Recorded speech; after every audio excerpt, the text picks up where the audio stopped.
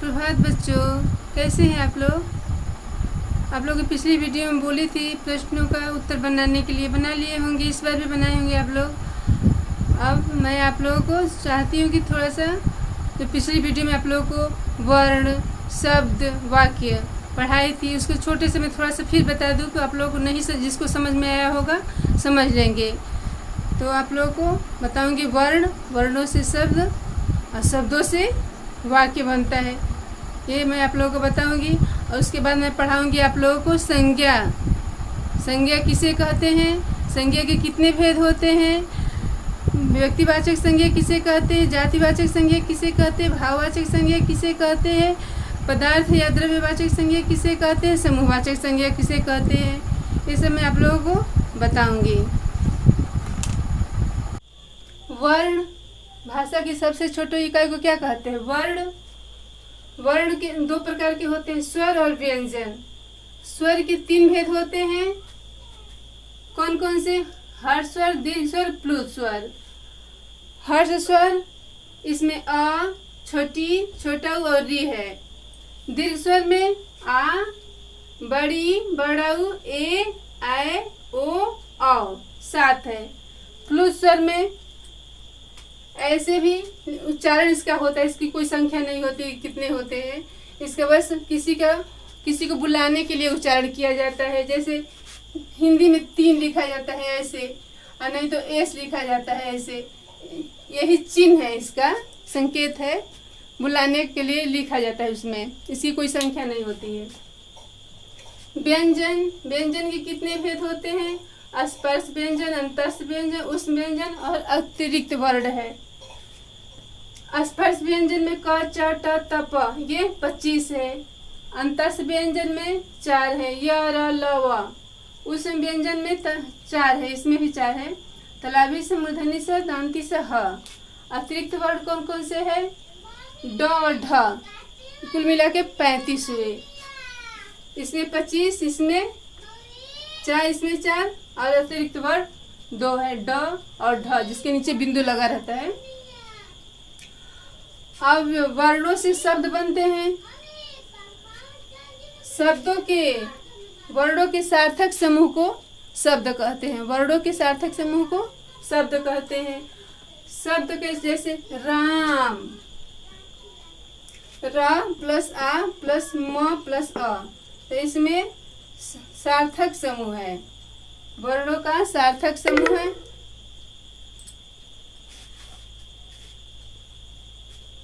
वर्णों के सार्थक समूह को शब्द कहते हैं। शब्द से वाक्य की रचना होती है। तो वाक्य की रचना, राम दशरथ के पुत्र थे, वाक्य क्या है, राम दशरथ के पुत्र थे। इसमें शब्दों के क्रमबद्ध सार्थक क्रमबद्ध दिया है, शब्दों का सार्थक क्रमबद्ध समूह को वाक्य कहते हैं, क्रम से दिया रहता है। यही क्रम यदि उल्टा हो जाएगा, राम थे पुत्र दशरथ के, ये क्रमबद्ध नहीं है, ये गलत दिया है। तो क्रमबद्ध सही से, सार्थक शब्दों को सही से क्रमबद्ध से दिया जाता है, उसको वाक्य कहते हैं। ये आप लोगों को वर्णों से शब्द, शब्दों से वाक्य बनता है। अब मैं आप लोगों को पढ़ाऊंगी संज्ञा, नाउन। संज्ञा किसे कहते हैं, किसी व्यक्ति, प्राणी, वस्तु, स्थान, भाव, अवस्था, गुण के नाम को बोध कराने वाले शब्द को संज्ञा कहते हैं। अब प्राणी में क्या आता है, किसी व्यक्ति का नाम आ गया, जैसे देवेंद्र, शुभम, प्रिया, पूजा, रितिका, केशव, सुभी, पल्लवी आदि, किसी का भी नाम आ गया तो उसको संज्ञा कहते हैं। अब वस्तु है, नहीं प्राणी है, अब किसी प्राणी का नाम आ गया, गाय, हाथी, घोड़ा, कुत्ता, बिल्ली, मोर, तोता आदि, किसी प्राणी का नाम आ गया तो भी संज्ञा है। वस्तु का नाम रामचरितमानस है, रामायण है, कुरान है, पुस्तक है, कुर्सी, किसी भी वस्तु का नाम आ गया तब भी संज्ञा है। स्थान का नाम, कोई भी स्थान का नाम हो, जैसे देश है, शहर है, गांव है, विद्यालय है, मुंबई है, कोलकाता है आदि, किसी भी जगह स्थान का नाम आ गया तो संज्ञा है। भाव, प्रसन्न, सुख, दुख, प्रेम, रुचि, मिठास, हंसी, क्रोध, ममता, ये सब मन के भाव है, संज्ञा है। अवस्था, बचपन, जवानी, बुढ़ापा, ये अवस्था है। गुण दोष क्या है? ईमानदारी, बेईमानी, वीरता, कायरता, चतुराई, ये सब गुण दोष है। जैसे ईमानदारी है, गुण है, और बेईमानी क्या है? दोष है। वीरता भी एक गुण है, तो गुण दोष है। अब संज्ञा के कितने भेद होते हैं? तो संज्ञा के 3 भेद होते हैं। व्यक्तिवाचक संज्ञा, जातिवाचक संज्ञा, भाववाचक संज्ञा, 3 भेद होते हैं। 2 और संज्ञा के भेद होते हैं जो अंग्रेजी व्याकरण से कुछ विद्वानों ने इसे संज्ञा का भेद माना है, अंग्रेजी व्याकरण से लिया गया है। कौन कौन से? द्रव्यवाचक संज्ञा, इसको द्रव्यवाचक भी कहते हैं, पदार्थवाचक भी संज्ञा कहते हैं। और दूसरे 5वां है समूहवाचक संज्ञा। तो ये संज्ञा के 5 भेद होते हैं, 3 हिंदी व्याकरण से और 2 अंग्रेजी व्याकरण से लिया गया है। तो 5 होते हैं संज्ञा के भेद। व्यक्तिवाचक संज्ञा किसे कहते हैं? जो शब्द किसी विशेष व्यक्ति, वस्तु, स्थान का बोध होता है उसे व्यक्तिवाचक संज्ञा कहते हैं।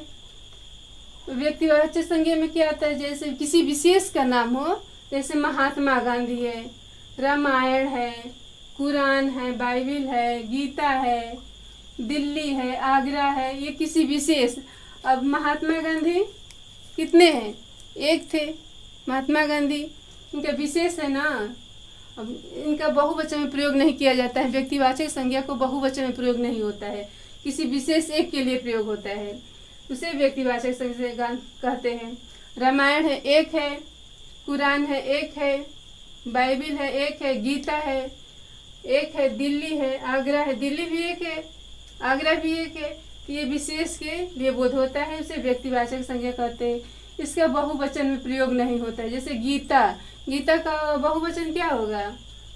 गीतो, तो गीतो थोड़े ना शब्द बनेगा, तो इसीलिए इसका बहुवचन में प्रयोग नहीं किया जाता है व्यक्तिवाचक संज्ञा को।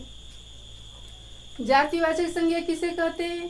जो शब्द एक ही जाति के सभी व्यक्ति, प्राणियों, वस्तुओं, स्थानों का बोध कराते हैं उसे जातिवाचक संज्ञा कहते हैं। जैसे क्या है? एक ही जाति व्यक्ति है, तो व्यक्ति में क्या आता है? जैसे लड़का है, लड़की है, पुरुष है, स्त्री है, महिलाएं हैं। अब प्राणियों में गाय, हाथी, घोड़ा, कुत्ता, तोते, मोर, ये सब है। वस्तुओं में क्या है? पुस्तक है, पलंग है, कुर्सी है। देश में क्या है? देश, शहर, गांव, विद्यालय, घर आदि। अब ये सब जातिवाचक संज्ञा है। अब जातिवाचक संज्ञा में बहुवचन का प्रयोग किया जाता है। जातिवाचक संज्ञा को बहुवचन बनाया जा सकता है। जैसे लड़का है, लड़का का लड़के, लड़की का लड़कियां, पुरुष का पुरुषों, स्त्री का स्त्रियां, गाय का गायें, हाथी का हाथियों, घोड़ा का घोड़े, बहुवचन प्रयोग किया जाता है। कुत्ता का कुत्ते, तोते का तोता का तोता का तोते, इसका बहुवचन हो जाएगा तोता का। पुस्तक का पुस्तकें, पलंग का पलंगे, कुर्सी का कुर्सियां, देश का देशों, शहर का शहरों, गांव का गांवों, विद्यालय का विद्यालयों, घर का घरों आदि, इसका बहुवचन में प्रयोग किया जाता है। अब जैसे गाय है, शुरू से बताएंगे। लड़का है, लड़का का नाम आ गया, अभी मैं बताई हूँ, देवेंद्र, शुभम, प्रिया, पूजा, किसी का नाम आ गया तो व्यक्तिवाचक संज्ञा है। लड़की का भी नाम आ गया, पूजा, प्रिया, शुभी, सब नाम आ गया तो व्यक्तिवाचक संज्ञा है। पुरुष, स्त्री, किसी का भी नाम आ गया तो व्यक्तिवाचक संज्ञा है। गाय है, गाय का नाम आ गया, जैसे कामधेनु गाय है, कपिला गाय है, तो गाय का नाम आ गया तो व्यक्तिवाचक संज्ञा है। गाय रहेगा तो जातिवाचक है। हाथी है, हाथी का नाम आ गया, एरावत हाथी, तो हाथी का नाम आ गया तो व्यक्तिवाचक संज्ञा है। घोड़ा, घोड़ा का नाम आ गया, चेतक घोड़ा, तो घोड़ा का नाम आ गया चेतक, तो ये व्यक्तिवाचक संज्ञा है। अब घोड़ा है तो जातिवाचक है। कुत्ता, कुत्ता का नाम आ गया टॉमी, तो टॉमी क्या है, व्यक्तिवाचक संज्ञा है।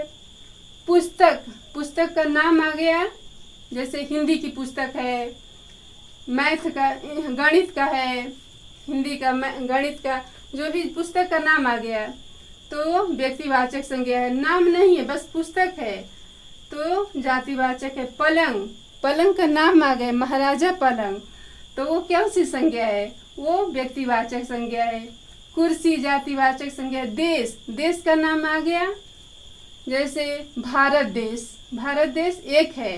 भारत का अभी बताई हूँ आप लोगों को कि व्यक्तिवाचक संज्ञा को बहुवचन में नहीं बनाया जा सकता। भारत को नहीं, बस भारत कहाँ है, हाँ, किसी देश का नाम आ गया भारत, तो भारत को बहुवचन में प्रयोग नहीं किया जा सकता है।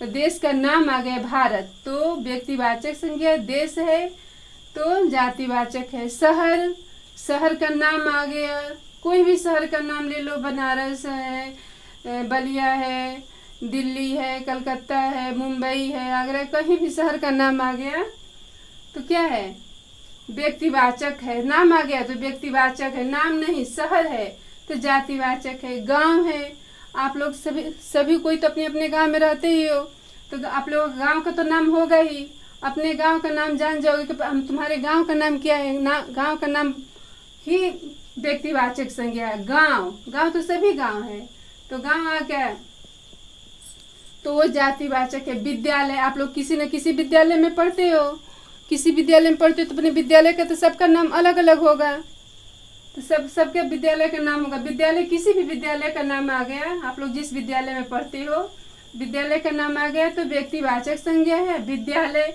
जातिवाचक संज्ञा है। घर, घर का नाम आ गया, सबका घर का नाम तो लिखा ही रहता है सबके आगे, अपने पूर्वजों का नाम, तो इसके जातिवाचक संज्ञा को बहुवचन में प्रयोग किया जाता है, लेकिन व्यक्तिवाचक संज्ञा को नहीं। भाववाचक संज्ञा किसे कहते हैं, जो शब्द किसी व्यक्ति, प्राणी, वस्तु अथवा स्थान के गुण, दोष, भाव या अवस्था को बोध कराते हैं उसे भाववाचक संज्ञा कहते हैं। अब जैसे किसी प्राणी की, तो कोयल की बोली में मिठास होती है। मिठास क्या है, कोयल की बोली में, प्राणी है ना कोयल, कोयल की बोली में मिठास होती है तो ये भाववाचक संज्ञा है। अब किसी व्यक्ति, जैसे बुढ़ापा अवस्था है, किसी व्यक्ति की अवस्था को, किसी व्यक्ति की भी अवस्था होती है, बचपन होता है, बुढ़ापा होता है, जवानी होती है, तो अवस्था, बुढ़ापा दुखदायी होता है तो बुढ़ापा क्या है, भाववाचक है। अमन का मोटापा देखकर मैं दंग रह गई, मोटापा क्या है, ये उसे क्या गुण है, मोटापा, तो मोटापा देखकर मैं दंग रह गई, ये भाववाचक है। ताजमहल की सुंदरता देखने के लिए देश विदेश के लोग आते हैं, तो ताजमहल की सुंदरता क्या है, स्थानों का वर्णन, सुंदर क्या बताया गया है, स्थान के गुण दोष, तो स्थान के, ताजमहल की सुंदरता देखने के लिए देश विदेश के लोग आते हैं, तो ये भाववाचक संज्ञा, जिसे भाववाचक संज्ञा को देखा नहीं जा सकता, इसे छुआ, देखा और छुआ नहीं जा सकता है। भाववाचक संज्ञा को देखा या छुआ नहीं जा सकता, इसे महसूस किया जाता है, उसे भाववाचक संज्ञा कहते हैं। अब मैं बताऊंगी आप लोगों को द्रव्यवाचक संज्ञा और पदार्थवाचक संज्ञा। कहाँ है इरेजर?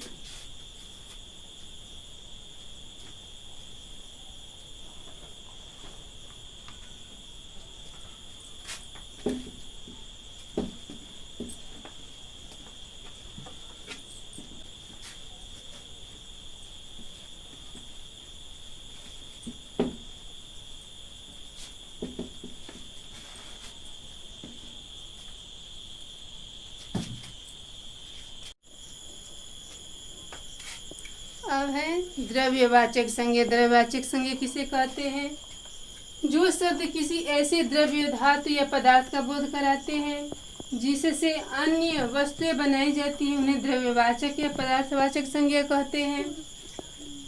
जैसे लोहा, सोना, चांदी, मिट्टी, तेल, दूध, दही, घी, शरबत, ऊन, ये सब द्रव्यवाचक संज्ञा कहते हैं। लोहा, लोहा से औजार बनते हैं। सोना चांदी से गहने बनते हैं। मिट्टी से मिट्टी का बर्तन बनता है, दीपक बनता है। मिट्टी के जितने भी सामान है बनते हैं। तेल है, दूध है, दही, तरल पदार्थ भी पदार्थवाचक संज्ञा में आते हैं। समूहवाचक संज्ञा किसे कहते हैं? जो शब्द किसी व्यक्ति, प्राणी अथवा वस्तु के समूह का बोध कराते हैं उसे समूहवाचक संज्ञा कहते हैं। जैसे भीड़, कक्षा, झुंड, दल, सेना, पंक्ति, परिवार आदि। जैसे एक मैं वाक्य बोल रही हूँ भीड़ पर। मेले में बड़ी भीड़ थी। कक्षा, कक्षा पर भी वाक्य, बच्चों अपनी अपनी कक्षा में चले जाओ। तो ये क्या है? भीड़ और कक्षा समूहवाचक संज्ञा है। भाववाचक संज्ञा की रचना जातिवाचक संज्ञा से, सर्वनाम, विशेषण, क्रिया तथा अव्यय शब्दों से विभिन्न प्रत्यय जोड़कर बनाई जाती है। कैसे? लड़का जातिवाचक संज्ञा है ये। लड़का, लड़कपन, बच्चा, बचपन, बूढ़ा, बुढ़ापा, इंसान, इंसानियत, पुरुष, पौरुष, नारी, नारीत्व। ठीक है, जातिवाचक संज्ञा से भाववाचक संज्ञा में बनाई हूँ। सर्वनाम से सर्व, सर्वस्व, मम, ममत्व, अपना, अपनापन, पराया, परायापन, निज, निजत्व। विशेषण से भला, विशेषण है। भला क्या है? विशेषण है।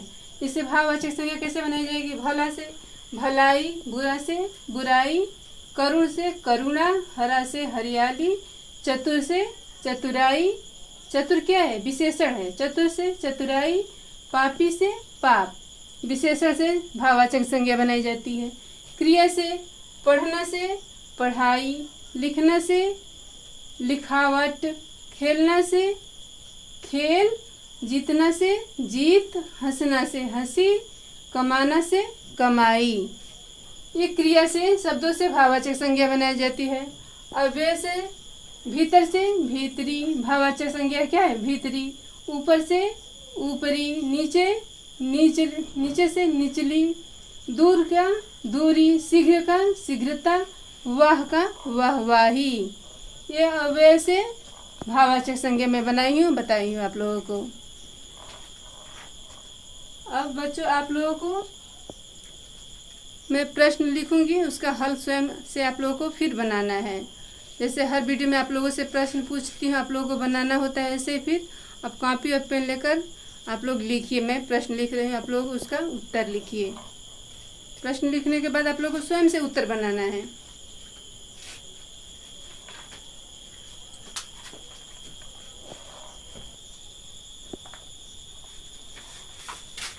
अब आप लोग प्रश्न लिखिए, उत्तर स्वयं से बनाइए। संज्ञा किसे कहते हैं? उदाहरण सहित लिखिए। संज्ञा के कितने भेद होते हैं? प्रत्येक के दो दो उदाहरण दीजिए। संज्ञा के कितने भेद होते हैं? प्रत्येक का उदाहरण दीजिए। दो दो उदाहरण देना है। व्यक्तिवाचक संज्ञा और जातिवाचक संज्ञा में अंतर स्पष्ट कीजिए। द्रव्यवाचक संज्ञा की परिभाषा लिखिए। भाववाचक संज्ञा किन किन शब्दों से बनाई जाती है? उदाहरण सहित बताइए। अब सबका प्रश्नों का उत्तर आप लोगों को स्वयं से लिख करके बनाना है। फिर मैं आप लोगों को अगली वीडियो में मिलूंगी।